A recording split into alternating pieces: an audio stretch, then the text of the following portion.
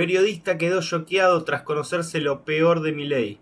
Conmigo la negra María del Carmen Verdú, abogada, fundadora de Correpi, amiga de la casa. Correpi es la coordinadora contra la represión policial e institucional. Gracias por venir. No, al contrario, Alejandro, gracias por la invitación. Bueno, varias cosas para preguntarte, pero sobre todo, ¿a qué objetivo obedece esta resolución, publicada hoy como anexo de un decreto en el boletín oficial, que cambia la ley orgánica o lo que rige el accionar de la policía? De la Policía Federal. Estamos hablando de, efectivamente, un decreto firmado por el presidente Milei y que contiene un anexo que es una resolución ministerial firmada por Patricia Bullrich, que modifica toda la ley orgánica de la Policía Federal Argentina.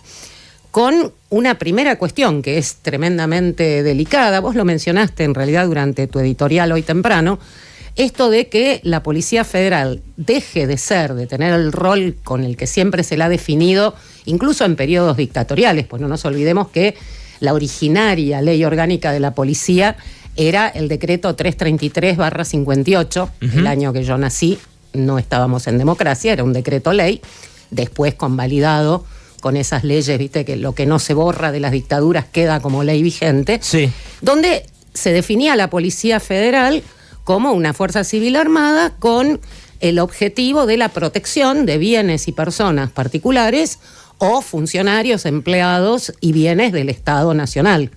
Ahora pasa a ser una especie de ejecutora o garante de la seguridad nacional. Y si hay una frase que es jodida en nuestra historia, que han pasado 40 años del fin de la dictadura cívico-militar eclesiástica, casi 41, pero lo cierto es que sigue siendo una expresión jodida, es esto de seguridad nacional. ¿De qué estamos hablando?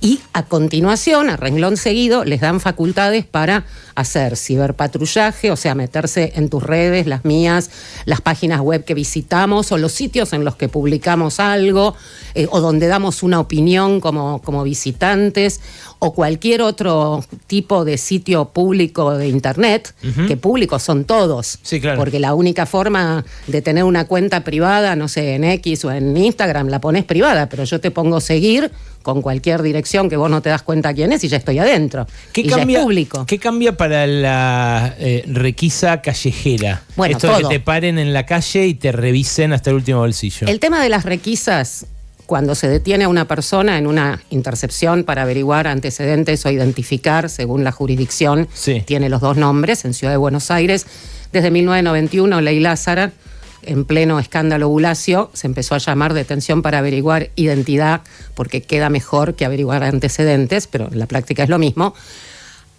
Siempre estuvo el debate de si en esa circunstancia el policía te mete la mano en el bolsillo o en la mochila o en la riñonera y encuentra algo, algo que parece una llave tipo ganzúa, un porro o lo que fuere, si eso habilita una causa penal donde te puedan imputar algún tipo de delito o actividad predelictual. Ha habido fallos a favor y en contra a lo largo de estos últimos 40 años. Vos que tenés buena memoria seguramente te acordás, en enero de 2016, apenas había asumido Macri, en ese momento fue un escándalo porque todavía la generalidad de los medios pensaba en las libertades democráticas, no como ahora que quedan muy poquitos. Hubo un fallo del Tribunal Superior de Justicia de la Ciudad que convalidó una requisa en esas circunstancias y se armó un tole-tole terrible. Bueno, a nivel de la Corte, los últimos fallos justamente eran en contra de estas requisas, porque si no hay razones objetivamente ponderables que van más allá de la opinión del policía de le vi pinta de sospechoso, que ya sabemos lo que es el famoso olfato policial. Sí, racismo. ¿Por qué veces me va a mirar la cartera? ¿Por qué me va a abrir el baúl del auto o va a mirar adentro de la guantera? Lo que hace esta resolución es habilitar en forma absolutamente discrecional cualquier tipo de requisa sobre cualquier persona o vehículo en cualquier circunstancia, porque si bien al principio dice lo de motivos razonables que hagan suponer una actividad predelictual, qué sé yo, después termina diciendo, o si es en la vía pública, en el marco de algún operativo rutinario. Entonces, te pongo el retén, Pensemos en la gente que venía, que lo denunciaron ustedes acá en el programa, el día de la movilización a Congreso con las familias vinculadas a situaciones de discapacidad, el Garrahan, jubilados y jubiladas, Sí. cuando pararon los micros que venían de zona oeste y de zona norte. Y los mandaron de vuelta. Y los mandaron de vuelta. Tranquilamente era un operativo policial el que los paró. En ese caso era Gendarmería, pero mandás la federal con esta resolución y además de eso les revisás todos los bolsillos a ver si tienen una tiza o qué tienen. Claro.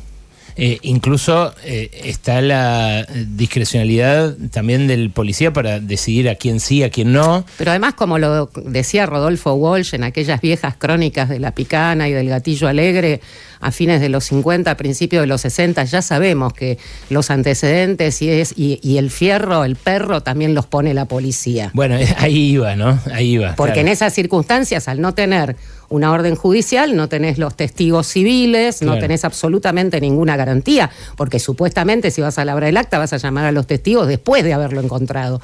O sea, libertades democráticas al tacho de basura.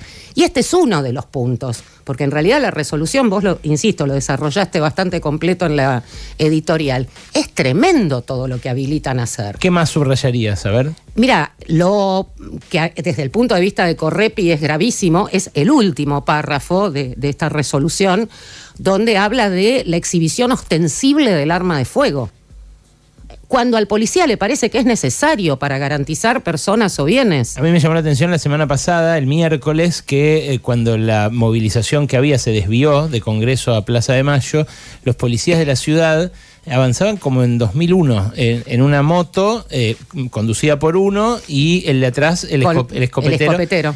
Con el arma al cielo, o sea, desenfundada y lista para disparar. Como en 2001, como en las movilizaciones contra la reforma previsional infame de 2017, donde también funcionaban estos duetos en moto con el escopetero y el que va manejando. Pero eso no es frecuente, es algo que... Es frecuente desde que Patricia Bullrich es ministra de Seguridad. Claro, claro. María del Carmen, hay también un acto que está previsto para hoy, supongo que será en un ratito, de Bullrich con Milei, donde quieren lanzar... el FBI argentino. La que nos faltaba. Sí, es que en realidad tiene que ver con esto, porque es dentro de la misma Policía Federal, ¿o no? Claro, lo que pretende Patricia Bullrich, y esto lo vienen diciendo conferencia de prensa tras conferencia de prensa, ya lo insinuó incluso varias veces durante su gestión anterior, es esto de convertir la Policía Federal en una especie de FBI, cuando en realidad la Policía Federal tiene funciones muy claras. Hace un rato lo escuchaba a Milei diciendo, pobrecitos los federales que con el traspaso a la policía de la ciudad, de las comisarías, se quedaron sin funciones. No, tienen todo el paquete de delitos federales, de investigaciones complejas que siempre estuvieron a su cargo como fuerza federal, porque además son la fuerza en la que tienen que depender los juzgados federales. Tienen dos funciones básicas, la de la prevención y la judicial, que justamente un reclamo histórico de muchos organismos de derechos humanos y de organizaciones antirrepresivas que trabajan más el tema estructural de las fuerzas es esto de distingamos, como se distingue en Estados Unidos, lo que es la fuerza policial que está en la calle, la de prevención, la que va mirando que no haya un punga, que si hay que ayudar a un cieguito a cruzar la calle o lo que fuere, o al que le pedís auxilio cuando alguien te manoteó la cartera. Sí. Y otra cosa es la policía de investigación, que es la policía judicial. Pero esa tiene que trabajar Eso, con jueces, justamente. Claro, pero esa tiene que depender de los jueces. Y en esta resolución lo que se está poniendo a la cabeza para incluso autorizar este tipo de medidas, allanamientos, detenciones, requisas, etcétera, sin orden judicial, es la decisión del Ministerio de Seguridad. O sea, el Ejecutivo. El Ejecutivo.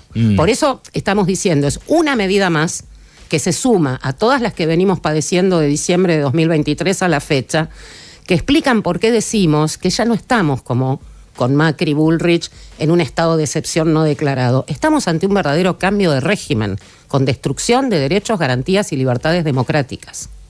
Claro, están dando vuelta a una página más... Nos va a costar muchísimo volver a donde estábamos, pero años y décadas, Porque están haciendo pelota todo el sistema normativo y reestructurando todo el aparato represivo estatal.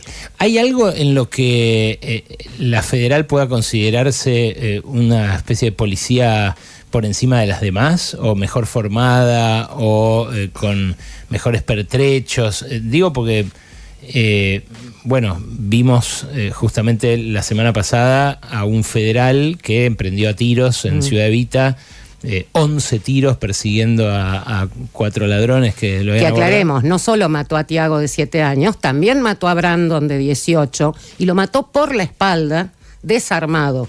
Con lo cual fueron 2 homicidios agravados, no 1. Bueno, da la sensación que no tenía muy buena formación alguien que reacciona así a una situación. ¿Sabés qué pasa? Este tipo tenía 21 años, si tengo la información correcta. Está preso, sí, está recién salido del instituto y se recibió, con lo cual es de suponer que aprobó todos los exámenes. Entonces, no creo que se trate de un problema de formación. De hecho, el argumento que nosotros siempre damos frente a esta pregunta que es recurrente es si las modificaciones en los programas de estudio, en las materias que se enseñan en los institutos de formación policiales o de las demás fuerzas, incidieran en algo, en estos resultados concretos, el gatillo fácil, la violencia contra las personas, la represión en las movilizaciones y marchas, algo hubiera cambiado, porque a lo largo de estos 40 años hemos tenido infinidad de reformas. Acordate de Arlanián dando los cursitos de derechos humanos cuando la reestructuración de la policía bonaerense, o de Marcelo Saín, que llegó a convocar a Adolfo Pérez Esquivel, Premio Nobel de la Paz, para que diera clases en el Instituto de Formación de la Policía Santafesina, cuando Saín la dirigía. Y anda a mirar en el archivo de casos de Correpi la cantidad de casos de gatillo fácil de la policía santafesina, sin mencionar su involucramiento histórico con el narcotráfico, que cogerencian, y de eso no hay ninguna duda. Lo mismo sucede con todas las demás fuerzas. Entonces no es un problema de formación en términos de les enseñan poco o mal, les enseñan lo que necesitan que tengan para cuando están en la calle. Elías Neumann decía, vos metés en un instituto de formación policial a una persona relativamente normal, más allá de que quiso ser policía, que ya es un problema, pero bueno, ponele, puede ser casi normal, y lo que te sale del otro lado de la máquina de hacer chorizos es un tipo que ve un morocho, un petizo, un pibito con gorrita con visera, con grandes zapatillas, con pantalón bolsudo, según la etapa, o un zurdo, o una persona de una diversidad sexual, o lo que en cada momento sea el enemigo elegido, y va a tirar a matar, porque hay ideas que se imponen como tatuajes en esas formaciones. María del Carmen, ¿hasta qué punto crees que hay algún tipo de consenso entre las fuerzas políticas con muchos de los cambios que se están haciendo en materia de seguridad desde el gobierno? Porque no vemos que haya demasiado reclamo, salvo algunas excepciones, ¿no? Lo que vos preguntás es lo que en Correpi nos angustia, porque precisamente todas estas reformas que en muchos casos han pasado por el Congreso, la mal llamada ley antimafias, que también se ha hablado varias veces aquí en el programa, es una verdadera ley contra las organizaciones populares. Ahora la baja edad de punibilidad de niños, niñas, adolescentes, que ya tiene dictamen de mayoría para bajar a 14 años de las comisiones, y suponemos que si alcanzó la mayoría para el dictamen, va a tener la mayoría de votos en el recinto también. Y todas las demás, bueno, la propia ley bases, el hecho de que no se haya anulado con el mecanismo del Congreso el DNU 70, todo eso no lo hicieron solamente diputados de Milei o senadores de Milei. De hecho, en el dictamen de la baja tenés el mejor ejemplo, donde hay proyectos de todos los bloques, con la única excepción de una parte de Unión por la Patria y todo el FITU. Y esa es la realidad. Y es más o menos ese escenario el que tenés en todas las leyes que contienen elementos represivos. Y en este caso, bueno, proyectos como este los hemos escuchado también de gente del PRO. Yo me acuerdo cuando Macri traspasó la policía, siendo él presidente y Rodríguez Larreta, cuando todavía eran amigos, en 2016, ese año de transición, y después a partir de enero del 2017 se formó la policía de la ciudad con la ex metropolitana y el personal de comisarías. En ese discurso inaugural que dieron juntos, dijeron, bueno, la federal va a ser ahora como el FBI, ya lo decía entonces Macri. Entonces, sin duda, la gran preocupación es que estas cuestiones, así como se discuten poco en los medios y se discuten de manera muy superficial o muy oportunista, para aplaudir medidas todavía más represoras, para agitar esta demagogia punitivista, y evidentemente en la mayoría de la clase política no es lo que más les preocupa precisamente, como no les preocupan los salarios, como no les preocupan jubilados y jubiladas, salud, educación, vivienda, etcétera. Estamos hablando con María del Carmen Verdú, que es fundadora de Correpi, la Coordinadora contra la Represión Policial e Institucional. Hace un ratito conversamos con una damnificada.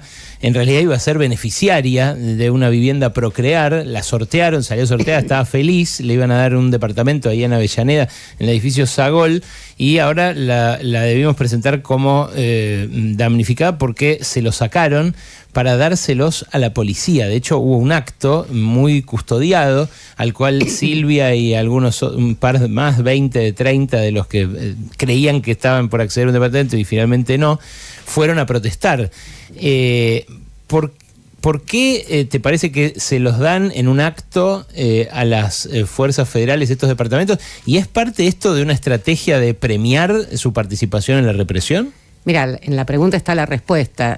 Cualquier persona que tiene un feroz perro guardián en su casa sabe que para que el perro entienda que tiene que atacar al extraño que viene y obedecer la orden del patrón y no morder la mano del que le da de comer, lo tiene que tener bien alimentado. ¿Y los tienen bien alimentados? Porque esto, bueno, es la primera vez que yo veo algo así. Los tienen mucho mejor alimentados que al resto de la población. Si vos haces un repaso no tenemos presupuesto, así que no nos podemos fijar ahí, claro, que era la parte fácil. Ya vamos por 2 años. Pero las partidas para salarios para el personal de las fuerzas de seguridad siempre han superado las de cualquier otro ministerio comparado con los estatales.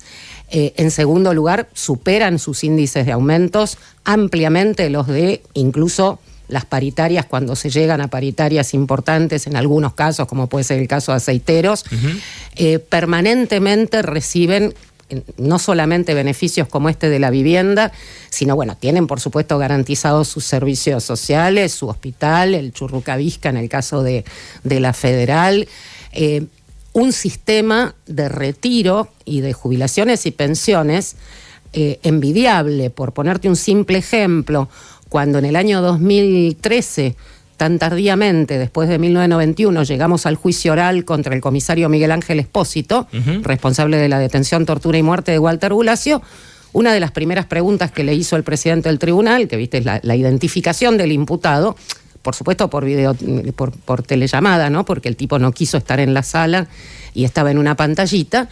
Le preguntaron de qué vivía, porque él dijo que estaba exonerado de la Policía Federal. También tardíamente, en 2010, lo exoneró Aníbal Fernández, cuando era ministro de Seguridad. ¿Y usted de qué vive si está fuera de la policía? No, porque mi señora es pensionada. ¿Pero qué? ¿Su señora es viuda? No, es la pensión de la policía, que como yo estoy exonerado, la cobra ella. Porque el exonerado cuenta como si estuviera muerto. Mirá, no sabía. Yo me enteré ahí. Claro, hay toda una trama de subsidio estatal. Claro. Incluso al tipo que fue autor de un caso de gatillo fácil. Exactamente, que sigue viviendo del Estado. Entonces, y además no te olvides, antes era el chiste de que no pagaban el café, no pagaban el colectivo, no pagaban el diario, no pagaban la pizza. Pero anda a preguntarle a cualquier comerciante que tenga la desgracia de estar en un radio caminando de una comisaría, cuántos servicios tiene que dar por mes sin recibir un peso a cambio. Es María del Carmen Verdú, a quien acaban de escuchar, abogada. Si querés sumarte a la batalla cultural contra las nefastas ideas de Javier Milei, dale like, suscríbete y deja tu opinión en la caja de comentarios.